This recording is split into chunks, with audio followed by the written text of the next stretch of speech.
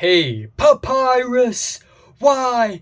Papyrus! What's up? It's the Culture Detective here investigating your favorite movies, and today I'm going to be doing a movie review on the new Avatar, The Way of Water. So, Avatar is the sequel, the second installment to the Avatar series of movies written and directed by James Cameron.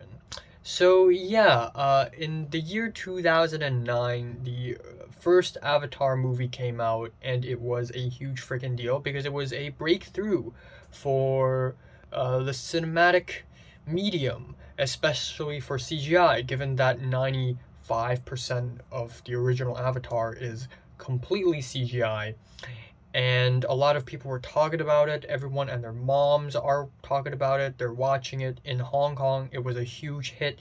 It was the second coming of, I don't know, the last movie that was a huge hit. But yeah, I watched Avatar around that time, and I must say, yeah, it's really impressive, but it never really left a very strong impression on me. And then for some reason, for my film introduction class in college, I had to rewatch Avatar again. And even though I must say, for a movie this long and this big, it's impressive that the story is still really easy to digest. It's really simple, but that's as far as it goes. It's still very mediocre when it comes to characters and dialogue and everything. So I wasn't really too crazy about the original Avatar, the first Avatar.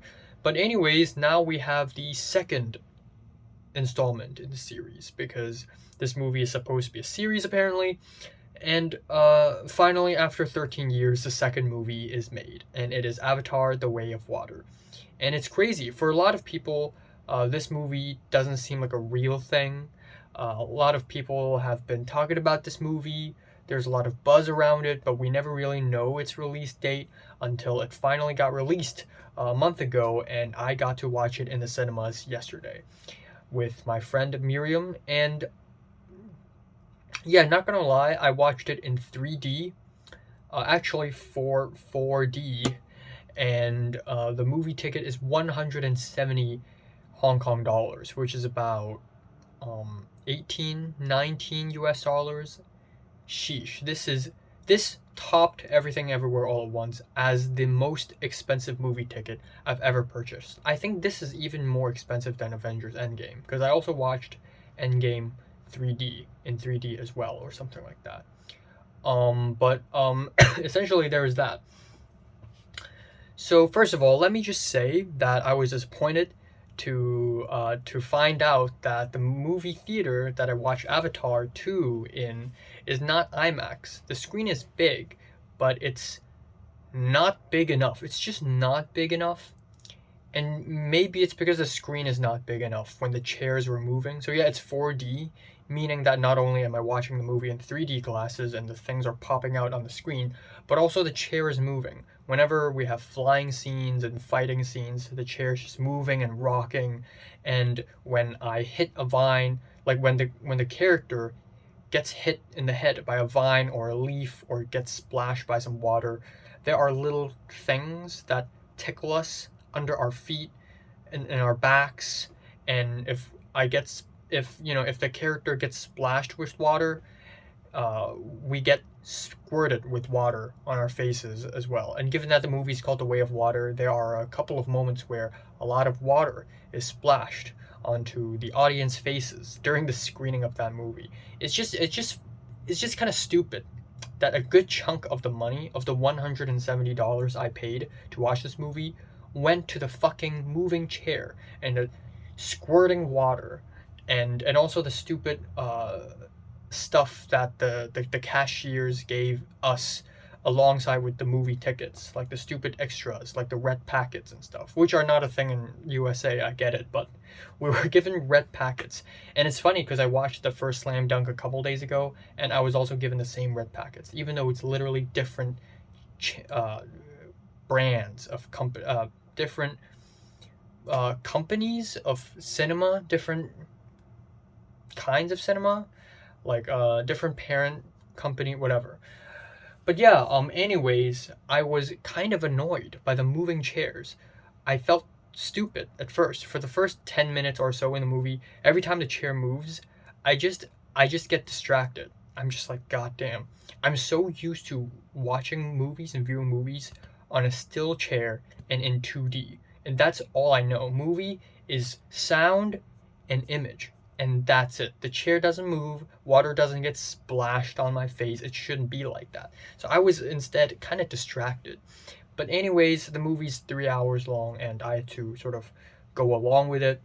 But that being said, I will have to say that this new movie here, Avatar 2, it's a little bit more ambitious and it's very big. And just by watching the design of the world, you can really tell James Cameron's passion and his love for the world, and that's something I really admire. The world building and the designs are fantastic in this movie. They're easily the strongest elements. Every single plant, every single animal, the landscapes, the colors, the geography and the weather, the climate, the tribes, the food they eat, the language they speak, the way they walk, the way they dress, the ecosystem, everything. I can really tell that the team, uh, the writing team and the production designers, and the 3D modelers for this film, they all really work their asses off to really create the right thing, the most beautiful thing. And the designs are fantastic. And of course, it goes without saying, the CGI is great. It's great. This movie is 100% CGI. 100%. Of course, there are real people here, but not much. And again, every single shot features some form of CGI, usually a lot. Um, and they all look really great. They all look really realistic. Like, take some of the best video game graphics and then turn it into a 3 hour movie. That's what you get. And it's absolutely gorgeous. And I do like this film visually a lot more than the first Avatar because the colors are a lot more vibrant and beautiful here. We have a lot of light blues because the water people, they're light blue.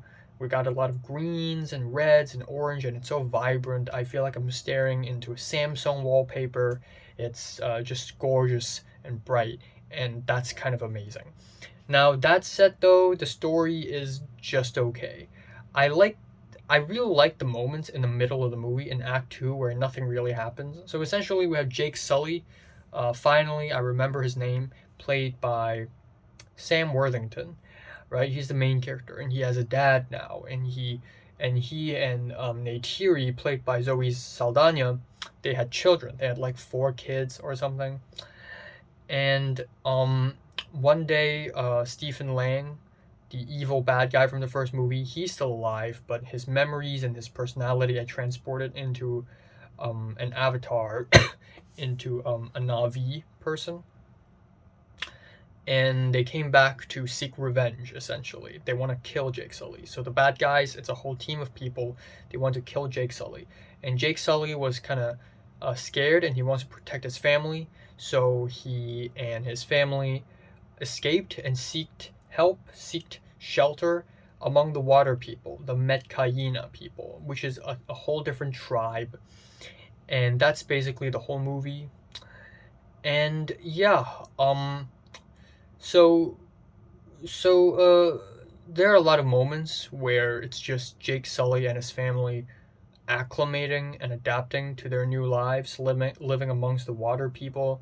You know, the new places they live in, swimming around, checking out fish and coral reefs, and riding whales, whatever. And those moments, while it feels like nothing's happening, it's very immersive, and that's something I really like.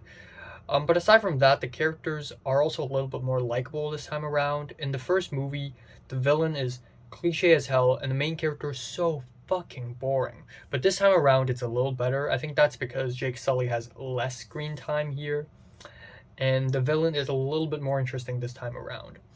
But even so, it's still nothing that crazy. And yeah, overall, the story is still very formulaic. It's still very predictable. When a character dies, the movie wants to make you cry, but I didn't cry in those moments, and I just feel like it's because I don't care about the characters enough, and I'm not 100% devastated by this scene. And there are also a lot of plot holes here and there that really don't make any sense. There's the whale goo thing that's supposed to be a MacGuffin, but it was never really fully explored. The unobtainium thing, and for the first movie, it was never even mentioned in this movie. And also, my biggest confusion is, why does the Metkayina speak English? The Metkayina being the water people. They shouldn't be able to speak English. We don't really know why. So I actually went to the internet and I tried to look up why, and apparently they're not supposed to speak English. They're only speaking English for the convenience of the audience, so that the audience would not have to read subtitles. But I feel like that's just such a waste, because there's a Kong Lang artist who constructed a whole Navi language. And given how much time and money is spent on making this movie, I thought they would at least create a whole new language for the Metkayina, you know, and have the subtle details of the Navi language and the Metkayina language and all that stuff. But that never really happened, and because of that, the James Cameron tried to make up for that by having the actors speak with an accent. Like, yeah, they're supposed to be speaking Navi, but they're speaking in English just for the audience. But maybe for authenticity's sakes, let's have them have an accent. But then the accent gets kind of inconsistent. Some accents are like African, sort of like Swahili accent. Some accents are kind of Jamaican and Caribbean, and it's just very inconsistent. So yeah, that's basically it. So yeah, not a perfect movie. The story is so. It's kind of just all right. The CGI is amazing, and I don't know, just I'm feeling a light 7 out of 10. So have you watched the new Avatar movie, The Way of Water? From 1 to 10, how much you rate it? Like it, hate if you hate it, and subscribe if you want more. And thanks for watching.